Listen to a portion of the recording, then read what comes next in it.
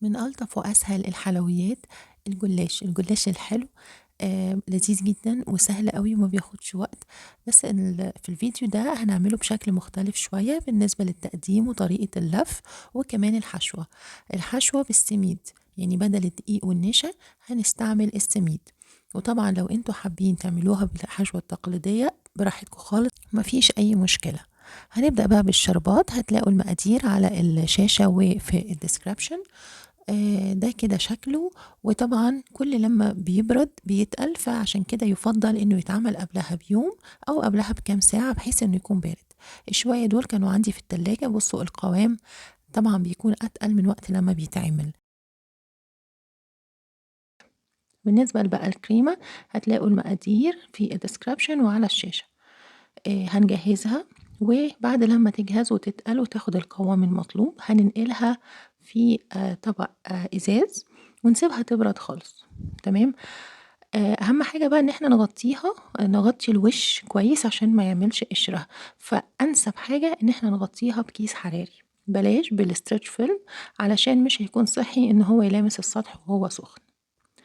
هنبدأ بقى إن إحنا نجهّز الجلاش، طبعًا أول حاجة وأهم حاجة إن إحنا نغطّيه وإحنا شغّالين عشان ما ينشفش.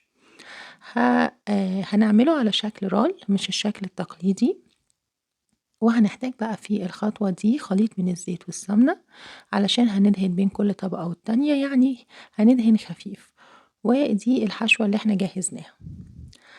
هنجيب بقى 4 طبقات من الجلاش، و هندهن ما بينهم زي ما هتشوفوا في الفيديو، وهنبدأ نحط الحشوة. طبعًا أنتم حسب مقاس الصينية هتقرروا إذا تعملوه بالطول أو بالعرض.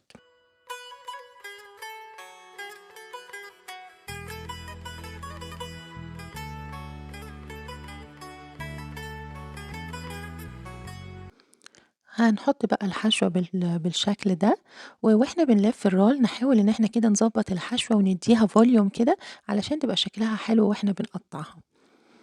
وطبعًا لازم ندهن الصينية اللي هنرُص فيها، وهنحطها بقى الرولز بالشكل ده، ده هيبقى شكلها، وهنبدأ إن إحنا نقطّعها. طبعًا هندهن الوش برضه باللي باقي من خليط الزيت والسمنة، وبعدين هنقطّعها. أهم حاجة في التقطيع إن السكينة تكون حامية.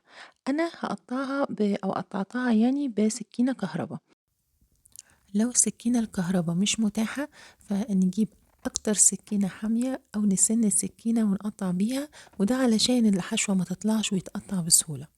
طبعًا بتتقطّع الأحجام اللي أنتم عايزينها، ده كان حجمها كبير شوية، ممكن تصغّروها، ممكن تعملوها شكل سمبوكسة، اللي أنتم عايزينه.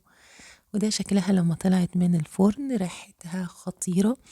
الشربات طبعًا لازم يكون بارد وهي سخنة، وده اللي بيخلّيها مقرمشة.